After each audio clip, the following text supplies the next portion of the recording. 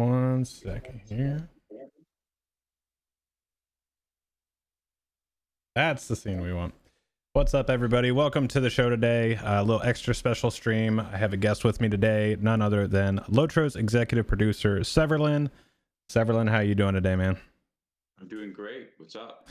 Not too much. Just hoping we can chat about a lot of stuff LOTRO and just the release of Corsairs of Umbar and how things are wrapping up at the end of the year, and maybe a little thing or two about next year.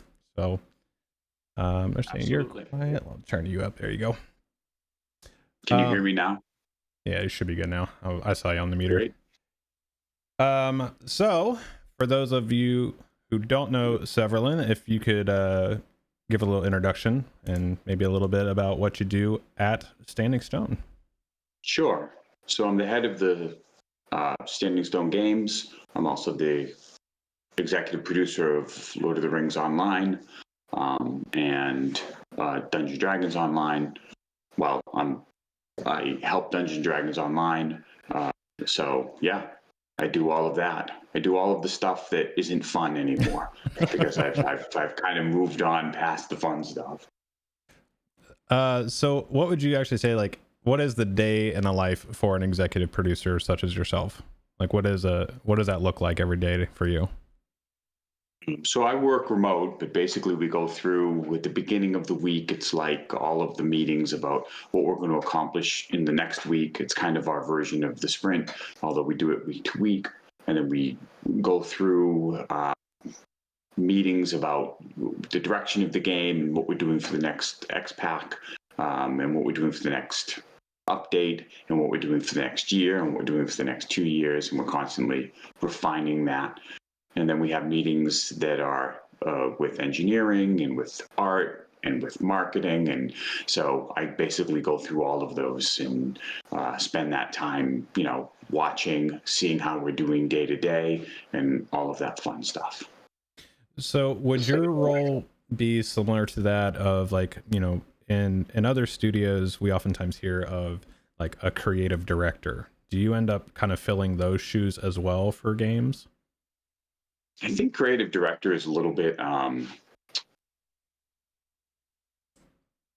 not at that level. So basically what happens is, in terms of content, I really don't have the time to do creative directing, but I do sort of keep an eye and give a lot of advice and stuff on systems. Okay. Different ways, different directions of the game. So for instance, when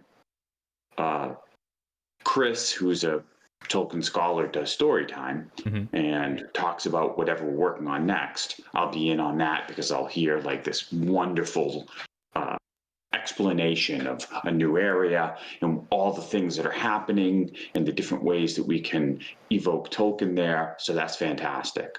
But I'm not like in day-to-day talking to the content team or in their specific meetings around specific storylines and stuff. So I would say creative director implies a little more hands-on than I am at this point. The teams are pretty good at kind of finding their own direction. Okay. Because that's something I talk about fairly frequently in the streams. Is over the years, I've been playing for 16 years at this point, and we've had several different executive producers, and what that has looked like over time is different prioritization, different different systems may get more attention than others. Is that the type of thing that you will kind of drive as far as we're going to focus our time and resources on this area versus this area? Absolutely. Okay. So my job has two parts. One is to bring joy to the players, and the other one is to make sure the games will continue for decades. And the games continuing for decades has a financial component. So we look at all of our data and figure out directions. What are people playing? What are people not playing? What do we think will excite the players? Maybe what are the players saying on the forums? What are the players saying on the Facebook groups? All of that kind of goes into talking about the direction. And sometimes it's hard because it takes a long time to make content. Like, let me give you an example. I love Gundabad, but we had known that maybe there was a little dwarf fatigue. The problem is that kind of when we figured that out, it was like 6 months before the expansion, and it's just too late, right? You can't pivot at that point. Yeah. And so it was like, all right, we're going to make Gundabad like the best, and the dwarf fanatics will be super fantastic and they'll love it. But we knew that after that, we had to hit other areas and maybe move in other directions towards that. So that's kind of the way. But right now, it's super exciting, right? We just did Umbar. We're talking about moving off further south and east and a whole bunch of different places. And what does that path look like? What's the heroic story we're telling? The players have moved into the sort of the forefront of the heroic tale instead of kind of being bystanders or support. And so I think that's really exciting. Sure. And that actually, that kind of brings up the next thing. With the launch of Umbar, how is that being received from you guys, from the players? Well, like, what's the feedback been? Yeah, I think there's good and bad. I think that we all agreed that they did an amazing job at like making it look good, right? I think that the world building and the art team were just really brought it to life. So I'm super psyched about that. And I think the storylines and the stories and the updates leading up to it were great. I think that some of the players felt that maybe they spent a little too much time in the expansion early in,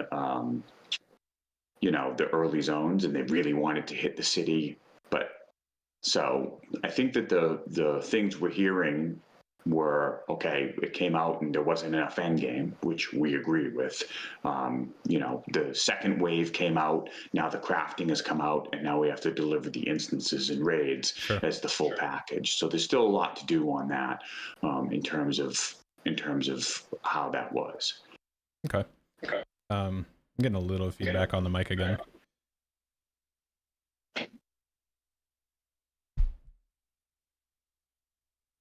Let's see if that's better. Still hearing me. Is that better? Yeah. Yep, there we go. So that actually was one of the things I kind of wanted to talk about a little bit, was the design approach of doing more of a staggered release versus something more akin to expansions of old, where it was like you kind of got the big content drop at once.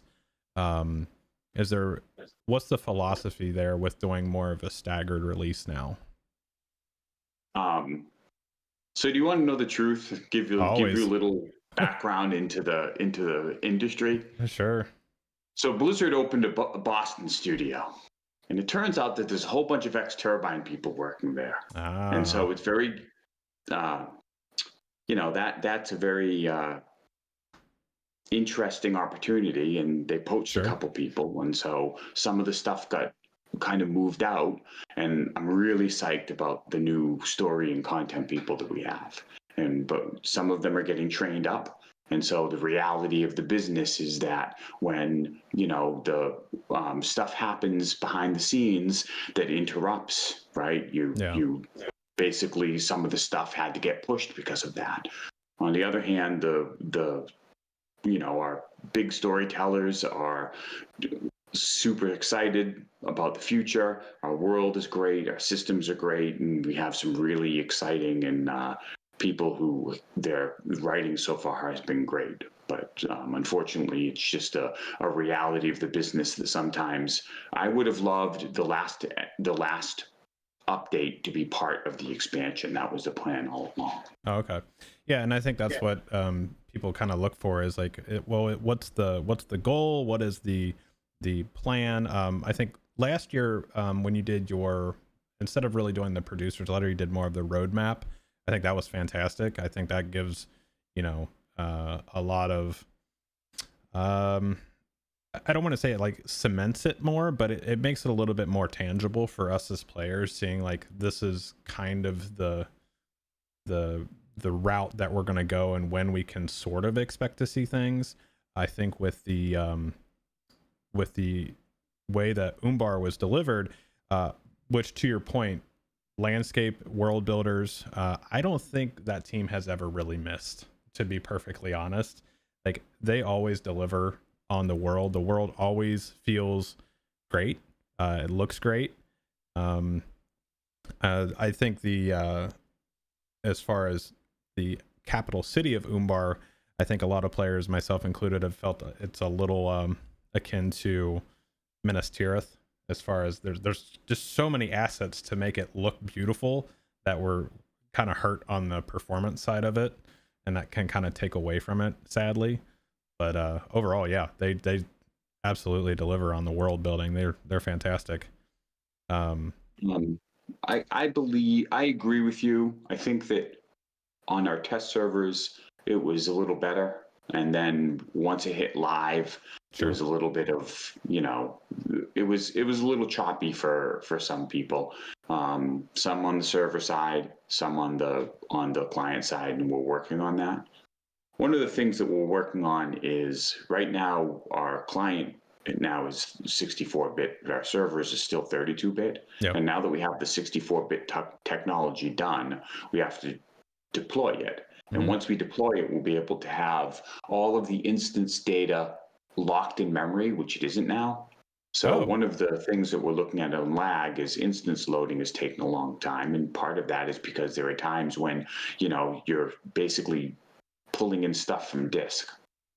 Once it's all in memory, the instance loading portion of it should be much better. And then we can concentrate on seeing what we can do about character serialization. The characters got so big, and the quests, there are more quests than the designers ever imagined. So the character serialization takes a long time, and that is another part of lag.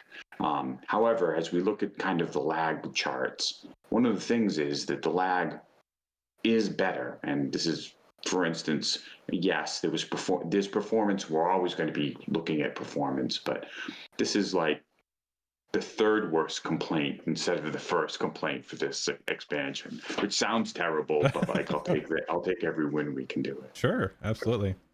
So when you say that, like with the instances, the loading and unloading being in memory, does that account for like pretty much anything from missions to raids to skirmish, just across the board? Is that all kind of under that instance umbrella? Well, so one of the things is you're not alone on the server, and you're not alone. Your group isn't alone on the server. So if the server is running in a raid and someone else goes in and that server loads an instance, then it is working behind the scenes to catch up, and you can see the effects. You might see the effects on that same server as people load in and load out, and as people join your group and leave your group, you can also see instances of lag. So if that's happening on a server because someone else is doing a raid next to you, it can have impact on performance. As we look in, a lot of the low-hanging fruit performance stuff got fixed. That we've seen. So we're concentrating on serialization and instance loading of the two things that my engineers tell me that they're going to concentrate on, and tooling. Like our tooling is much better than it was 2 years ago. My engineers are rocking it. So we're always looking for, different areas in that. But those are the things that we're working on now. One of the interesting things is, so it's very hard to deal with this quest problem. The way other games do it is you only have 25 quests to 50 quests queued up, and the rest are basically a bit of whether you did it or not. So you don't have to keep all that quest data in memory. But for us, we have such a big quest load on every single character that you can see it. For instance, there are times when you come to an area and behind the scenes the server senses that you're in the area and then goes to check to see if you have a quest, and all of a sudden that can cause like some small performance issue, a hitch or something, as Right. it goes through and says, oh, do you have the quest to kill wolves? Should I pay attention? Or have you seen this point of interest, for instance? And it checks the quest thing, and you can kind of see it slow down there. So we really need to look into that. But the hard part is, if we did that, you would see it's hard to justify changes to the quest system because players are used to having all of the quests available all the time and doing right, and having a system where they have to make hard choices and maybe remove quests to take new ones is going to be interrupt to their flow of play. Okay. And a lot of work because we're going to have to version the quests onto all of the players. Yeah, and actually, what's there's a couple of people that asked about it already with the 64-bit servers. I remember, I think you said a while ago that one of the big hangups with that was the chat server. Yep. Has that been resolved yet, or how are we moving along with that? The chat server is resolved. Okay. So a lot of the bits that were resolved, and we actually had an issue where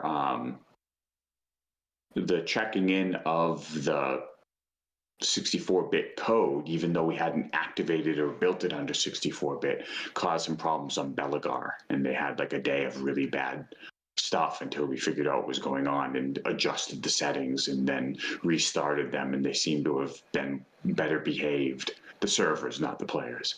Not that the players are badly behaved, but I'm specifically talking about the servers. That's fair.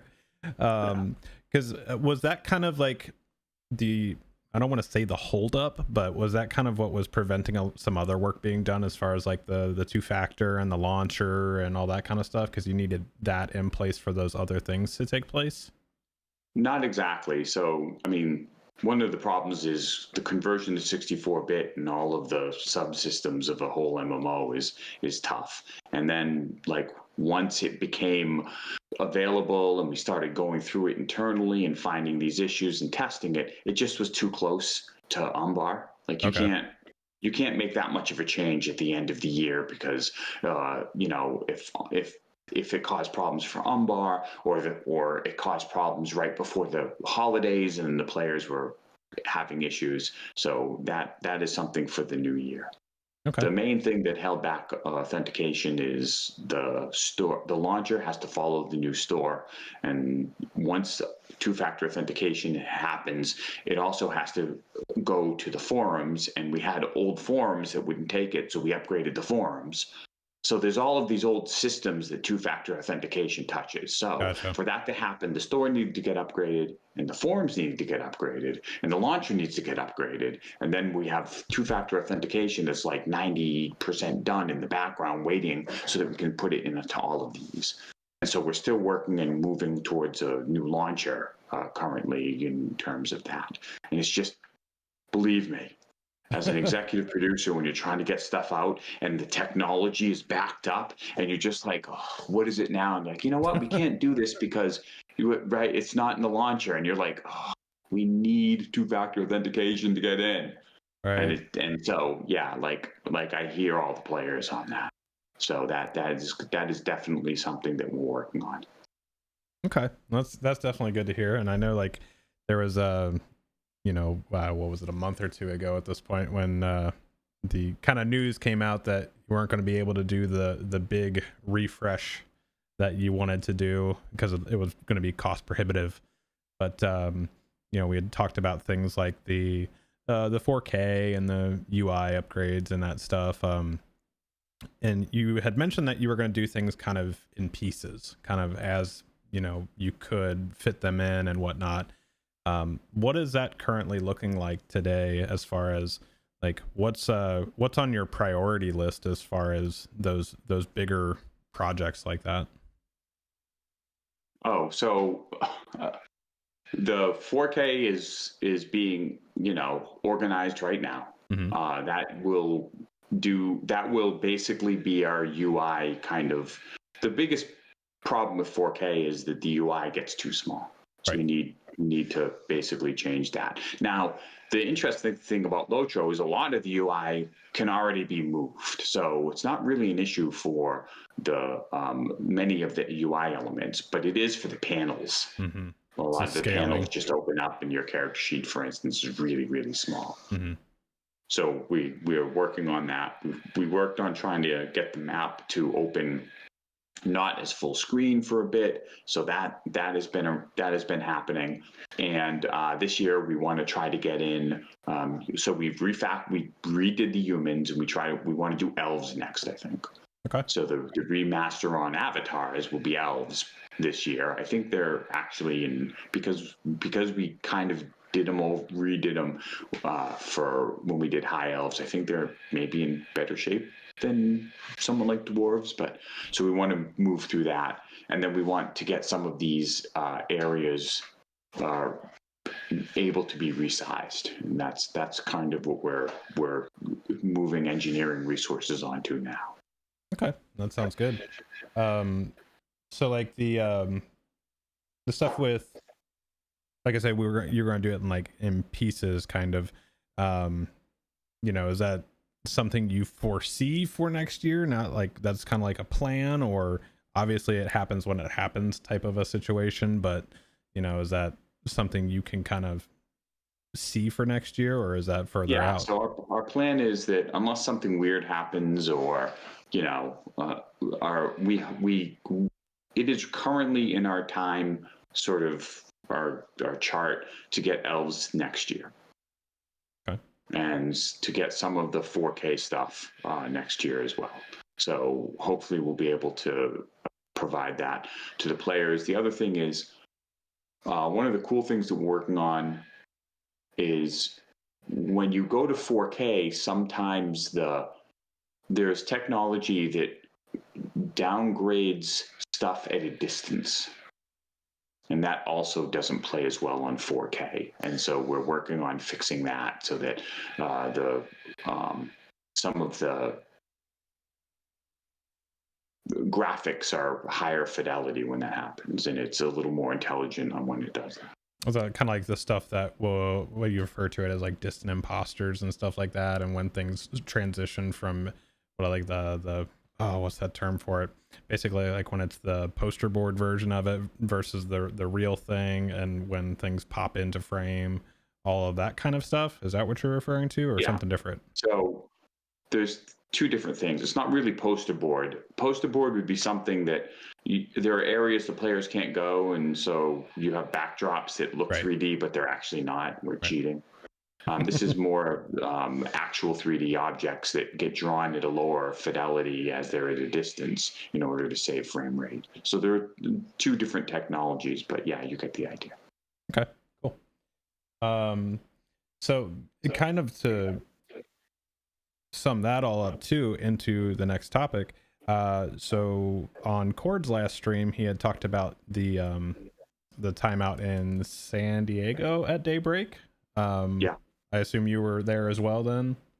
I was not. It was marketing. It was only our marketing and community teams. Man, I mean, shut I knew out. what was going on, but I didn't actually travel out for that.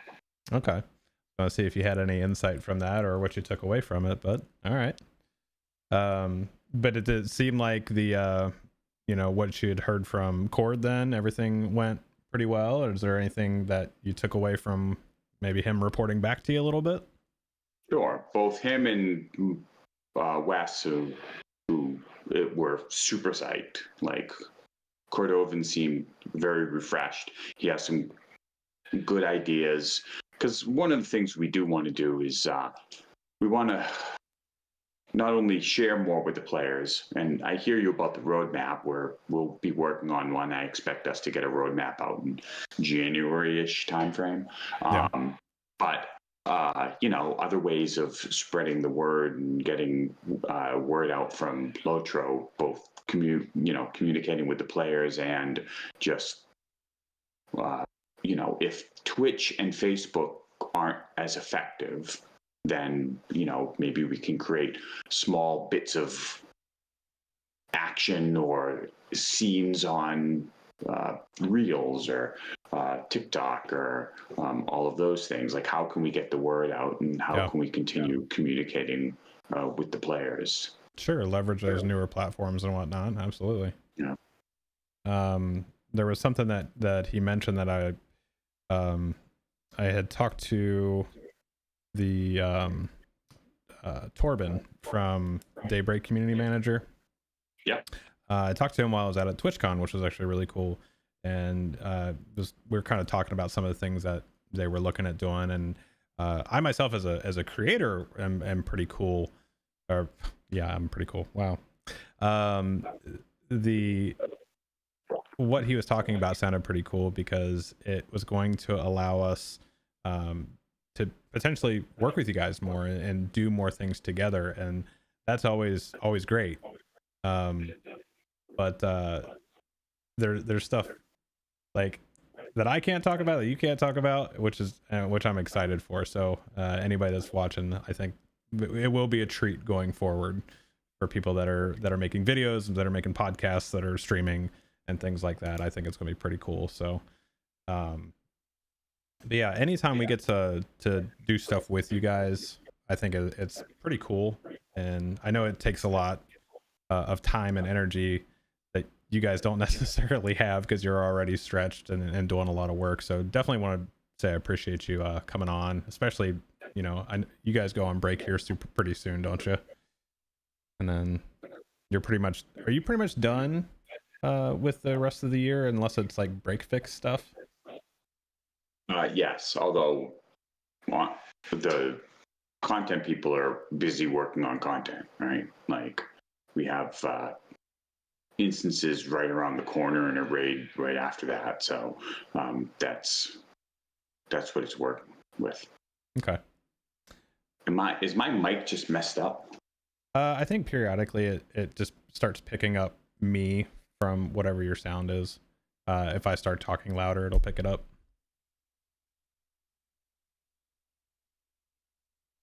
Because it should be, yeah, it should be fine otherwise. I'm just getting a little bit of playback from me. All right, can you hear me? Yep.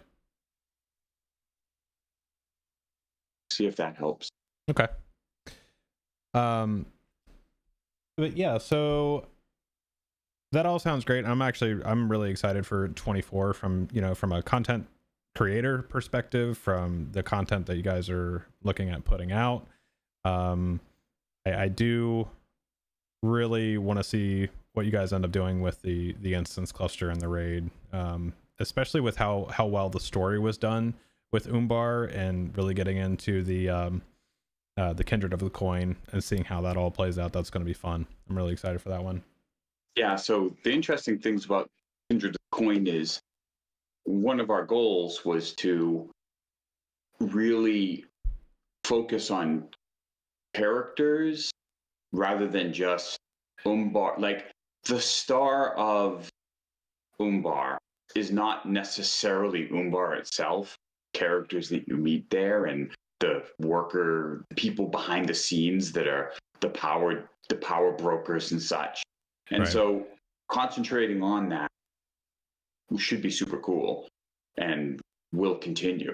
Like, those are all people that you're going to have to figure out what to do and deal with. They have some awesome plans for that. So there's a lot of story to be told there, and the team is also excited about visiting other areas of the world as well. So it's an exciting time right now. Oh yeah, I mean, when you look at the map after Umbar released, and you see the whole entity of Haradwaith, and you just see that little bit of Umbar over there in the corner, and you just have that big wide open space. It's going to be, you guys have a very large canvas to work with now, and that's pretty cool. So one of the other things, I think you might have touched on it on one of the last times you were on with Cord, was actually a lot of people like to talk about legendary servers and classic servers and all that kind of stuff. What can people expect maybe as a next one? Because I think we have two left at this point. Yeah, we have a legendary server. So for classic server, there's two ways to do classic.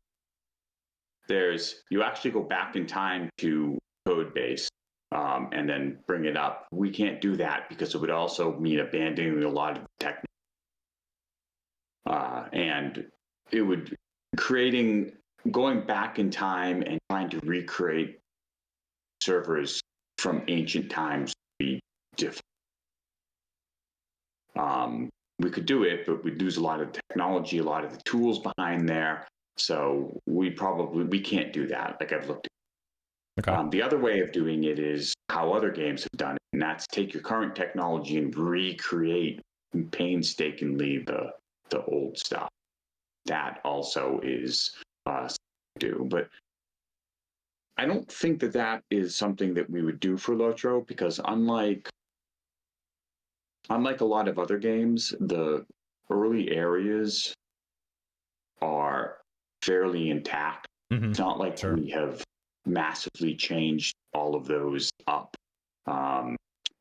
You could say that the old game was harder, and it was, but we also have a difficulty that can make things more difficult for people. And quite frankly, that difficulty, we want difficulty to be optional. Now, for other legendary servers, we're working on some cool stuff. One of the things is that, like, having a server where early on something begins to chase you is an idea that we're kind of looking at play testing and developing something that makes it a little more dangerous and spicy. Okay. We want to make sure that if that happens, it is not onerous. Something like that. That's why we really haven't gotten to the point where things, is it fun? That would be the question.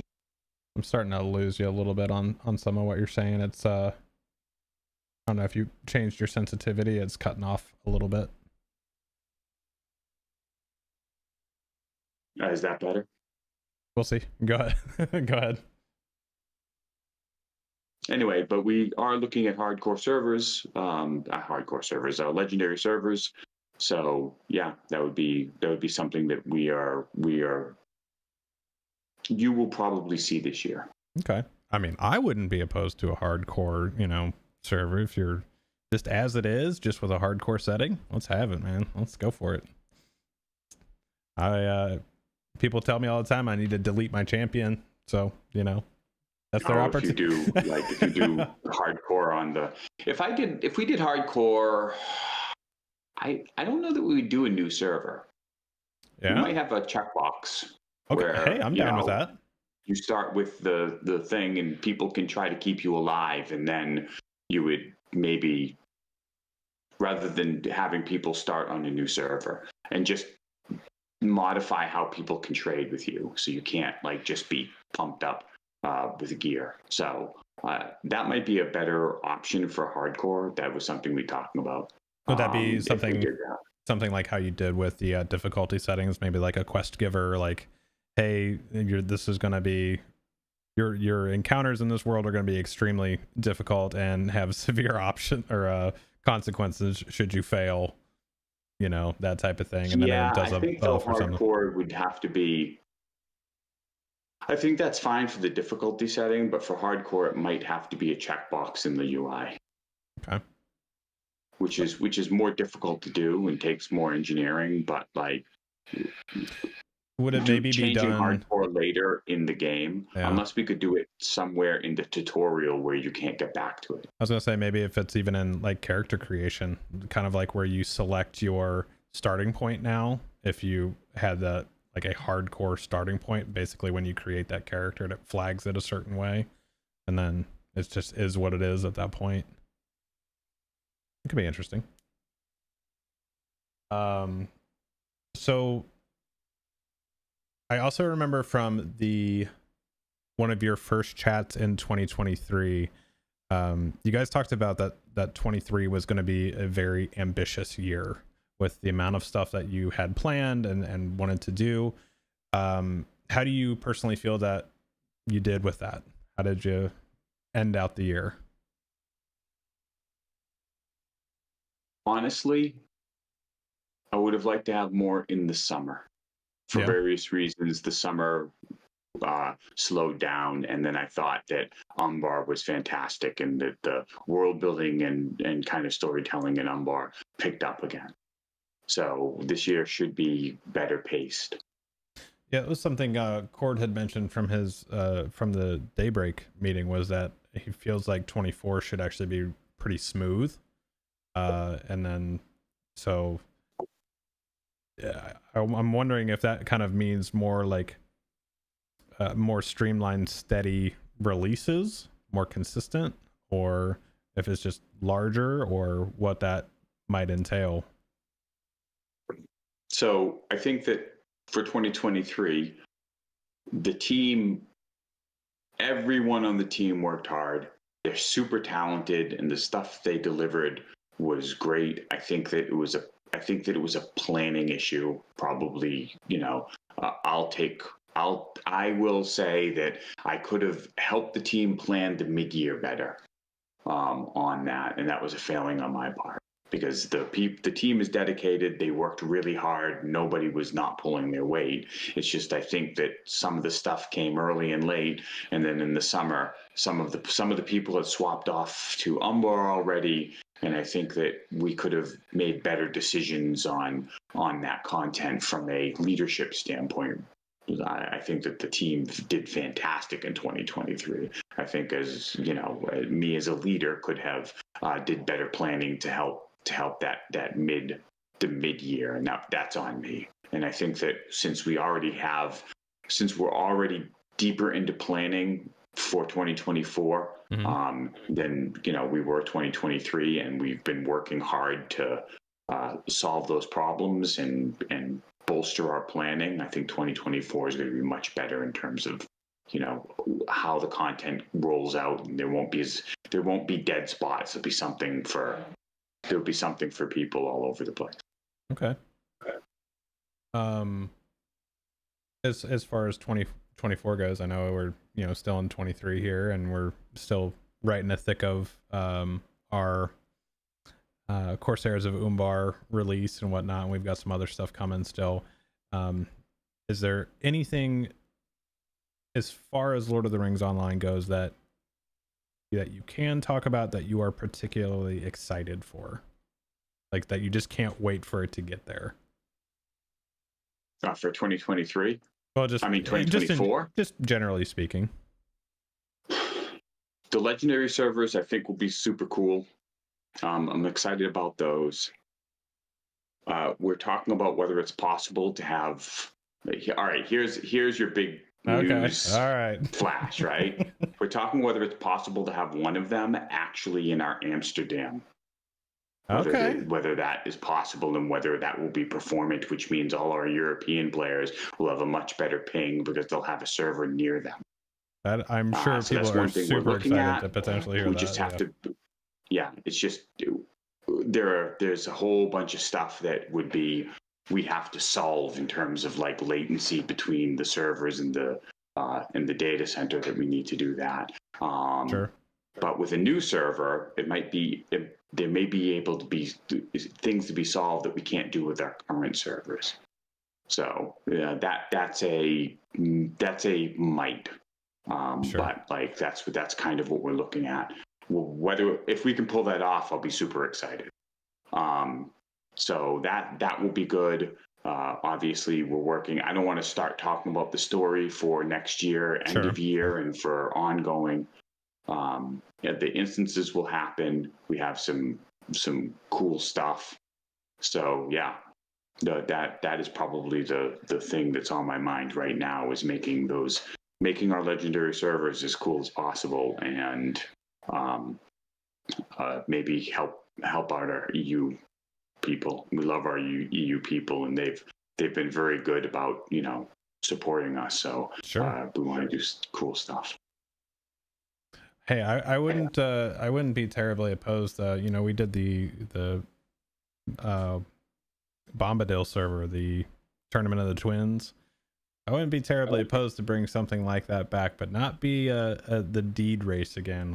Let's give a full blown, even if it's Freep versus Freep, have our sanctuaries in Bree and Lothlorien and all those places, whatnot. Let's go have a little ham. Let's get it after it, and maybe that could be our hardcore server. Yeah, like the Bombadil type of experience is something that we want to definitely look at. I think that we could look at bringing something like that back. It's a matter of hardware and whether we have the tech ops to do it, but Okay. that would be exciting. I know that one of the things that we have been doing is we have been, touching upon the PvMP more recently. It's hard though, because once you go into PvP, there are whole massive teams dedicated to making various PvP games balanced and fun. And so Sure. that's a whole nother world, and a different set of skills. So it's definitely something that we have to be careful that the whole team doesn't get dragged into, and then it just kind of takes away from our ability to bring a cool story. Along with kind of the legendary servers and things like that, and just kind of content development as a whole, how much would you say that you look at other games and see like what type of a system or type of storytelling is successful, and how does that play into how you may direct your team and say like, hey, let's look at this as an avenue of telling that story or delivering that piece of or that system that you wanted to do previously? How do other games impact how you decide to steer the team? That's a good question. So I think we look to other games for inspiration and lessons on gameplay and on systems, less on storytelling, because there's this very specific voice that we have in bringing Tolkien to life that's hard to draw from other games. Sure. And then there's other games that are they're too different. I mean, we were all playing Baldur's Gate 3, for instance, and I spent my time on that. Loved that game. But there's a lot of storytelling elements and systems there that you can't do. First of all, it's turn-based, so it doesn't have to be performant. It doesn't really matter if the phase spider takes 10 seconds to figure out what it's going to do. You know what I mean? But also they can use some storytelling techniques that we can't, because we just have a different rating and a different audience. Right. And I don't know if you follow that at all, but the amount of information they save for each game, at first they had to actually hotfix, because like 1 gigabyte of data wasn't enough, and people had created games that had hit that limit. And there's no way that someone who stores the data on a server someplace is going to be able to do that at a large scale. Okay. Not be performant. So there's a whole bunch of stuff lessons we couldn't take from a game like that. Then there's games like Diablo 4 that we can't take lessons from, because it's just a different kind of game. So at that point, we have to go and kind of look at other MMOs, some action RPG stuff that we can look at, like how can we have the players find more interesting stuff more often, is one of the things that we look at. So those are all things that we look at in terms of systems. Are there loot options that would be better? What if we did this? Are there crafting? Are other games doing better than us in crafting? Are other games doing better than us in boss design? I mean, obviously we have a smaller team, but are there things that you can get? What are the challenges that other games have, for instance, in guilds that they run into when they're doing group content, and can we take lessons from there? All of those things are things that we're looking at and seeing if we can apply them to our game. Yeah, that's one of the things I've been messing around with pretty recently was Season of Discovery and WoW. And it's kind of weird actually going back to all those original places, but only having a level 25 cap with redesigned encounters. And so I think that's kind of where that question kind of came from, was, you know, you have a company like Blizzard that's had their game out for, you know, a couple years longer than LOTRO, and they're still going back. You know, they've done their classic era stuff. Now they've gone back yet again another time, and it's, you know, those seem to be so successful. And do you wish that you could do like a pure LOTRO classic, like if you could actually do it? Well, let me ask you this. What part of LOTRO Classic is better than the current game, do you think? For me The personally, difficulty? I it was think, for instance, if you look at the early zones and then you look at the early avatars and then you look at our later zones just look better. Yeah, and I would agree that like the art style and everything, and graphically the game looks great now. I would say, because that is when I fell in love with this game, was, you know, Shadows of Angmar, Mines of Moria. That was the prime, and that's what got me hooked. What got me hooked about it was the real deep integration of all of it. I didn't feel things were kind of segmented off as they are now.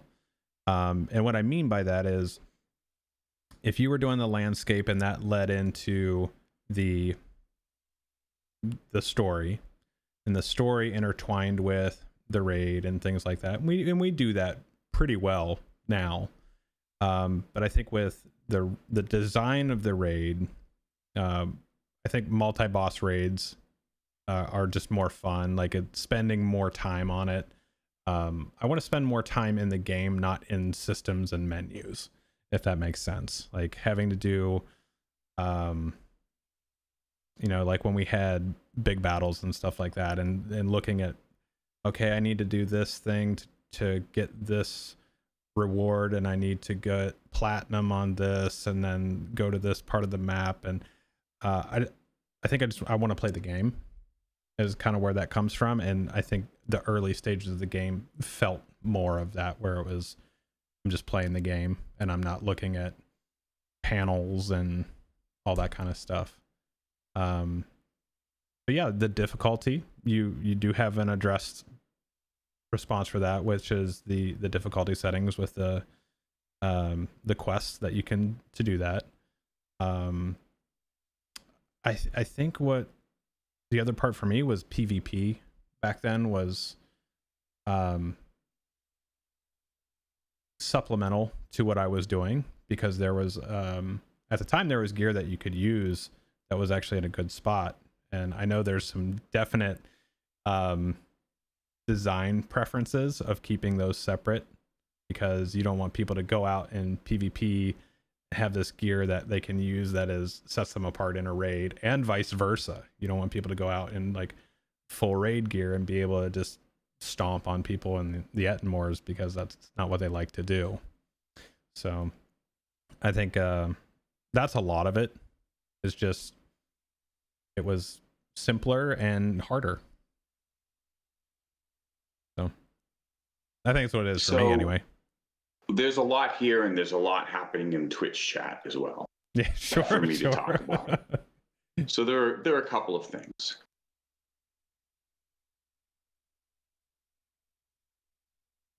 For PvP, I agree.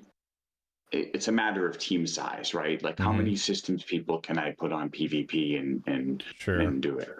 Sure. I cut my teeth on Asheron's Call. That had a PvP server, and one of the things you run into is, in a smaller community, how do you stop people from farming each other for PvP gains in order to get gear is really hard. In a larger server in a larger game with good matchmaking, that doesn't happen, because you load up and you don't know who you're going to get. But in a smaller server and smaller community, if you put substantial rewards on that, then people aren't playing for the fun of it. They're going through and solving those problems.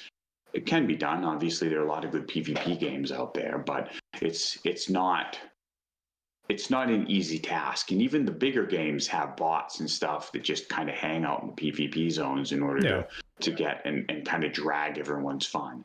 And that I could have like 20 people just working on that. So I agree with you with PvP. I would love to go back and revamp. I think some of the instance balance early and the gear could use a good scrubbing. And if I had a bigger team, that we hit that the last time we did legendary servers. But yes, there's something that if you stop at a certain position, because the gear and the balance might not be tweaked as fine as the end game, you'll run into a situation where that end game isn't as compelling as it was when the servers were released, because we've rebalanced, there's been power creep, we did a stat squish, so a lot of the stuff affects that. So that's all of those are good points that went on. Yeah, there was. I think that early game could be kind of, and part of it is nostalgia. Oh, I mean, 100%. Some of the changes were made because a lot of players bounced out of the game early. They came in, they played a lot, they burnt themselves out, and then they left and never came back. And so some of it is that, we kind of want to not have that done. So some of the system stuff, the players are like, oh, I just want to keep playing. I don't want things to slow me down and stuff. The reason is so that normal people can keep up. If you had unlimited advancement, two things happen. One is someone can burn themselves out and then they leave the game, and then it's hard to get them to come back. But also, other people can't keep up, so you get fewer and fewer people you can play with. So that would be a whole thing that we'd have to kind of deal with. Now, did all of those changes succeed? Well, that's questionable, but they were all made for certain reasons. Yeah, and I think largely, like, there are situations where, absolutely, I personally know players that burned themselves out because they were just playing constantly, and and as someone who, when I started playing, I was in my 20s and I didn't have any responsibilities, so yeah, I played way more than I probably should have. Right. And as a dad and husband, and I work, so I don't have as much time as I used to. When you log in and you see people that have done all this stuff already, and it can be a little discouraging. But I mean, I think at the end of the day, that is, I think that's just reality. And I don't think, me personally, outsider looking in, obviously you guys have the data that would reflect that kind of stuff. But I think as a player and an outsider looking in, I would say that's just reality. And if I get to play, I get to play. If I don't, I don't. And if I have a Friday night off and nobody's here and I want to sit there and farm dungeons all night long, I don't have that ability, because we have so many favored locks, or whatever the case is. Sure. And you actually have kind of the opposite side of that coin, unfortunately, where you have, if people have a lot of alts, well, they get around that solution because they'll just play an alt and then they'll still keep going. So yeah. I mean, my favorite meta design is actually, rather than a linear with cutoff, is that you have quests or some such that accelerate your progress early in the week, and then after that, how much you get per week drops off. Does that make sense? Right. That way, if you're keeping up with a certain amount, you're staying pretty much in, but someone who wants to put in the extra effort is still rewarded for it instead of just cutting off. I think that on DDO, they do that with diminishing returns on their chests, for instance. You can go play you can play stuff on that. But also, the other reason that there are cutoffs is we don't want people grinding the same dungeon over again. if you can get the same rewards for the same dungeon, people will do that and do the most advantageous thing, burn themselves off, because the most advantageous thing and the most streamlined thing isn't always the most fun. And so sometimes you have to kind of prevent them from just doing the same content over and over again. So we try to provide a wide variety of content for that. Yeah, and like I said, I totally understand that, and it's just I think that's where the reality piece comes in. It's like people are going to find ways to do what they want to do, and if you have to create an answer to that, sometimes I feel like that actually hinders the other players, like because they get that day or whatever, and you guys can't be expected to make an answer for everything. You know, it's like you provide the game, and if you end up spending time trying to solve all these smaller problems, then you get away from actually developing the game and progressing, and then nobody wins on that. So believe me, I look at some of the size of the other teams that make MMOs, and I'm jealous of like just the sheer amount of resources that they have. So I imagine that has pros and cons though too, because I mean, if you have so many people working on something, then you know you probably have to have so many meetings to just get something approved, and somebody else is working on something that didn't know they were working on something. And I'm sure it has cons as well, but you know, I'm sure it has its pros. Sure. I think one of the things too is that we're talking a lot about instances and raids and loot, but there's a whole bunch of people that are playing for community and really engaged in things like festivals and music and meeting people in game, and you know, guild socialization, and doing their houses and inviting people to their houses, and creating things that make it feel like they're living in Middle Earth. And we want to make sure that we support those. We want to support those as well. Yeah, and I know how it is as well. You know, you definitely have vocal minorities and subsets of players. You know, I know the PvP community was very loud but smaller. I was part of that for a long time, where it's just like, hey, can we see something here? But it's a smaller portion. And I know, I don't know if you would ever speak to it, but the actual percentage of the population that actually doesn't have a level capped tune, you know, I know it's more than half. You know, it is a more overall casual game, and I think that's where some of the questions come in, where we have systems like the new crafting system, which I know you weren't really in depth on a whole lot of that, but when we're presented with new systems and things like that, you know, sometimes it feels like you need a IT degree to figure out how some of these things work. And I think that's something that we need to maybe look at as a whole, is how new stuff is presented. Because we'll get a content drop like 38.1 release with the crafting guilds, and you know, I believe it was Orion that wrote up the dev diary on it, and that helps. But having something in game to help explain and guide is something good. Hey,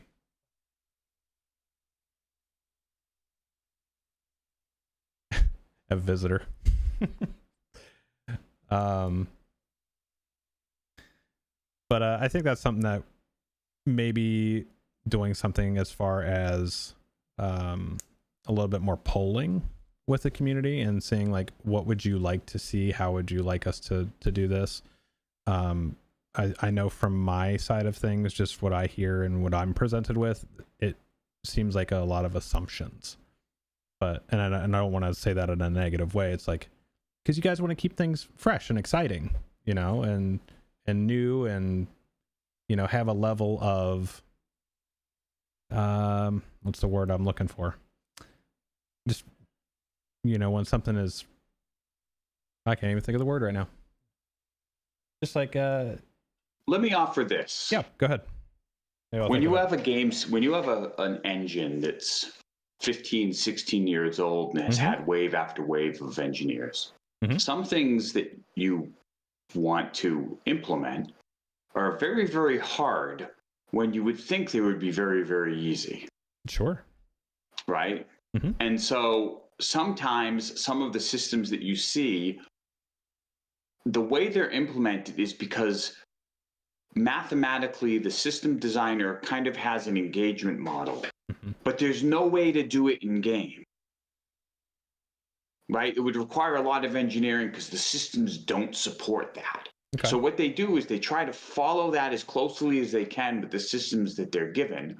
And you end up with something that's a little complex because the math behind the scenes of how they're trying to get the players to engage based on a graph is complex, and our systems don't support it. So instead of having something smooth, they don't have the UI to do that, or maybe they don't have the tech to do it in the way they want. And so you see stuff that is a little bit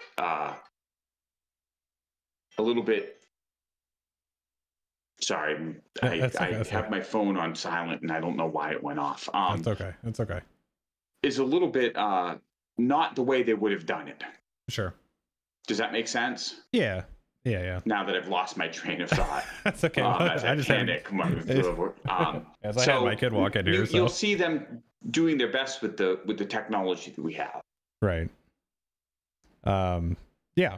And like I said, that's what I'm trying to offer is just more like the perspective that I see from my end. Like I said, you guys will have more of the data that supports all those things, and there's only such a level of transparency that you can provide within reason. So, I understand that as well, and that's where it's nice to have these type of conversations where you can actually like connect those pieces, if that makes sense. I mean, sometimes it's just people are getting things out, and we have a limit, and someone does something, and they're like, why is Umbar a guild in a hostile area? I'd have to look at that, but it just might be that the person did it and QA was like, hey, we could probably improve this by doing this, and we just don't have the time, so we'll revisit it, right, in another patch, for instance. Sometimes that happens too. You have to make hard decisions about, like, oh my God, do we want to, hey, there's improvements that we could make here. What's more important, refining the system or actually getting content out before the holidays? That's a hard decision to make. That's a decision I have to make like every day, is like, what at that point, what's the lesser of two evils? And that's kind of the reality of developing with a smaller team. Yep. Yeah, and that is the reality. That's what I keep coming back to. That's the reality, right? So, and like I said, and generally speaking, I would say you guys definitely do a hell of a job as far as when I'll say it all the time on stream as I'm walking through the world. It's just like, you catch those, the light rays coming through, and you're just walking through, and you're hit with that, immaculate scene, and it's you have to take a second and realize how old the engine is, and the fact that you guys can do some of those things with that engine is quite frankly incredible. So some of the parts of the engine are brilliant, and some of the parts honestly are just, no one ever imagined that we'd be having 12,000 quests in the game. Like, it's just so much. When you're programming at that and you're trying to get the game out the door or 15, 16, 17 years ago, it doesn't, it works then, and then the game keeps adding. Yeah, you almost have to just design it with the what if. Well, what if we scaled this to 100? Does it work? Does it scale to 1,000? Things like that. So, but hey, like I said, I don't want to keep you too long. It's we've been at it for an hour, and I want to be respectful of your time because I know we are heading into that nice holiday season. So, I do want to definitely thank you for taking the time. I know I just kind of hit you out of the random on Twitter of saying, hey, you want to do a sit down? And I appreciate you saying yes to that and coming on here and hanging out with me in the community for an hour and providing some insight and answering some questions. Awesome. So, hopefully we'll get out the 64-bit server soon. We'll be able to have technology that loads everything in memory, so that the instance loading should be much faster. That will help. And then our main thing will be the serialization. So if you're in a big festival, every time someone runs into that area or kind of teleports nearby, that is going to cause, that problem. In addition, there's just so many people that can be on one of our servers at a time. Like, it's just, if you try to jam 500 people on the same server for Weatherstock, you know what I mean? It's going to be hard. Yeah, I don't know absolutely. that there's anything I can do about that. So, well, like I said, it's a back to reality. You guys do what you can with what you got, and then you do a pretty good job of it. So, Zev, thanks again for hanging out with me. I'll let you get going, and hopefully we'll do some more of these in the future if you're down for it. Awesome. Thanks, everybody. All right. Take care.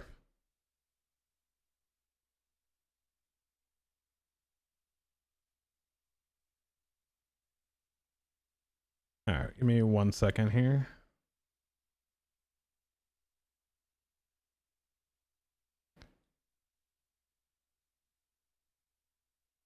All right, chat. I am going to go ahead and get off of here. Thank you guys for hanging out with me and Sev for this. Certainly, as with anything, make sure you're following all the socials. Get in there, provide feedback and all that good stuff. And I will be back here tomorrow night, Thursday at 10 p.m. Eastern time, with probably some more Lord of the Rings Online. So this will also be posted up on YouTube afterwards. So if you didn't get to catch all of it, or an ad got in the way, make sure you go check out the full thing on YouTube. Cool. All right, everybody. I'm out. Take care and have a good